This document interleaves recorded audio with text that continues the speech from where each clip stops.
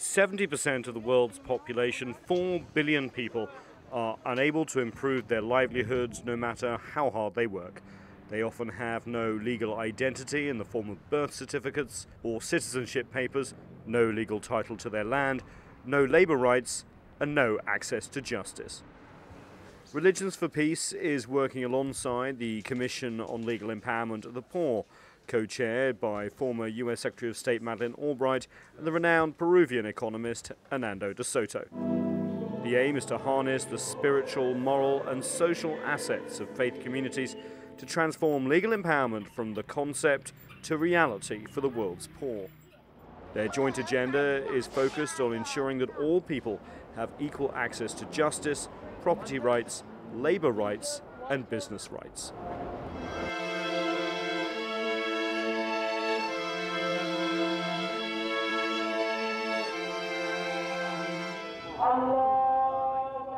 Even as society has excluded billions of people by not providing the legal protections and rights they are entitled to, religious communities are by their nature inclusive, and many faith leaders live and work among the poor.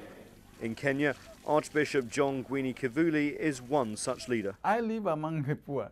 That's my lifestyle. So, and I'm realizing that it is because of the bad laws that have been legislated that we have a disadvantage. We are disadvantaged. Through their existing vast networks of local temples, churches and mosques, faith communities are the closest to the poor and are well placed to help transform lives through the realization of legal empowerment. We need the legal empowerment of the poor should also be engaging in religious, especially religious ethical and moral values.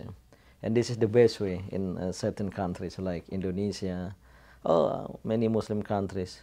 Religious Islamic approach is more effective. All these religions are constituencies that are bigger sometimes than governments. If you look at one faith in itself, like the Anglican Communion, it's in 38 countries. So it transcends government boundaries.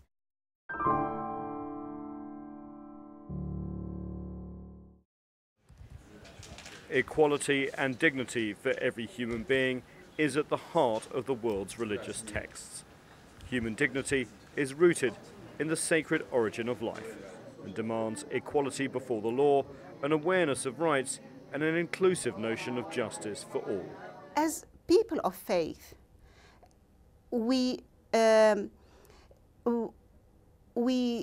want every person to have this legal identity because it's a part of his dignity as a human being. To achieve this goal, Religions for Peace is working with communities of faith to promote legal identity and legal literacy among the poor to enable them to shape their own future. People have properties, everything they have got, but they don't know how to use the properties. And the rich people, the other people who are misguiding them, they're taking advantage of that. So religion communities are the only people who can reach to them directly, to the grassroots. Some things political leaders can't do, but a religious leader can do.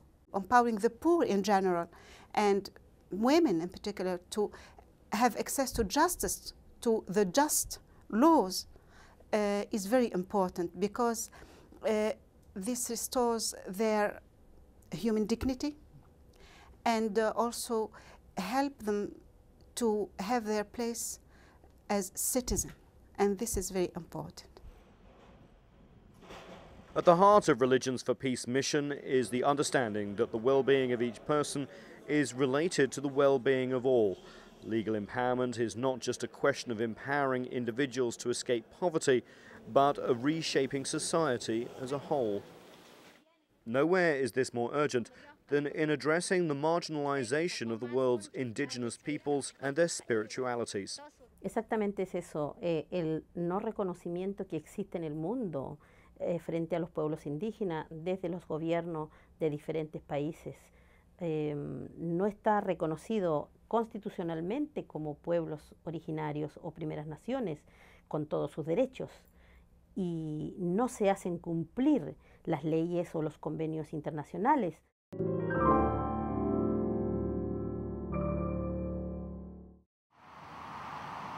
Of course, it's not just the world's poor who have faith.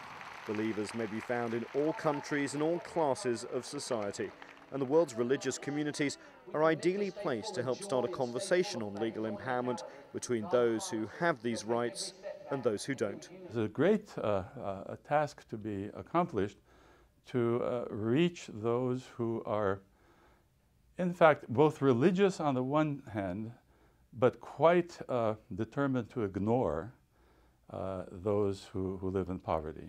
Religious communities are composed not only of the poor, not only of the rich, but of both. Not to be seen as really advocating for the poor at the expense of the rich, but to see that there's fairness. The poor get their own share, and also the rich get their own, because both these two groups are found in religious communities.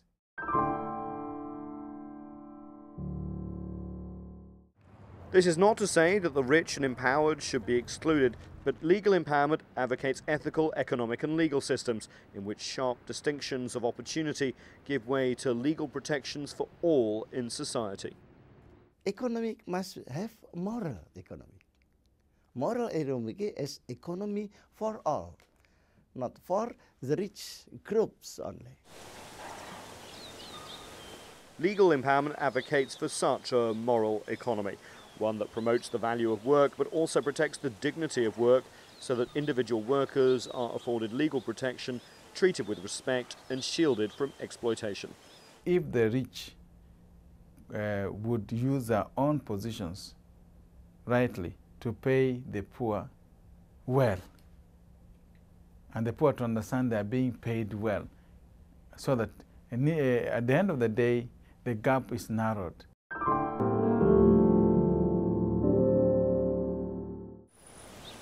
Religious communities support individual and collective rights to own property. However, they also recognise that advancing such ownership rights comes with a responsibility to safeguard the common good and manage our shared earth for future generations. We are mandated by our Creator to share the resources. So if we're talking about right to property, right to land, that's already something that we are mandated to have, but we are supposed to share it equitably.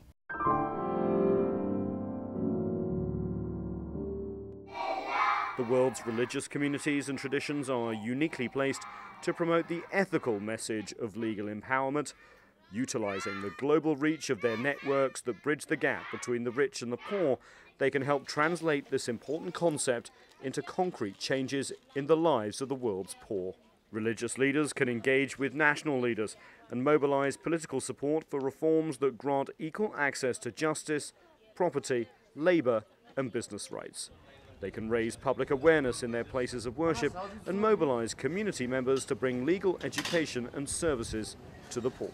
If all the religions come together, if whole team of Religion for Peace from all over the world, if they come together and take just one thing in their hand, just one determination, not too many tasks in their hand, to educate the poor, to empower the poor, and to solve the problems of the communities at large. Slowly, I think we can reach to our target, what we are looking at. But it is not easy. Implementing legal empowerment of the poor will not be easy. However, none are better placed to advance the dignity of all than the world religious communities working together. Inshallah, may Allah bless us. Because our effort is very difficult. We can do wonders. We can do wonders.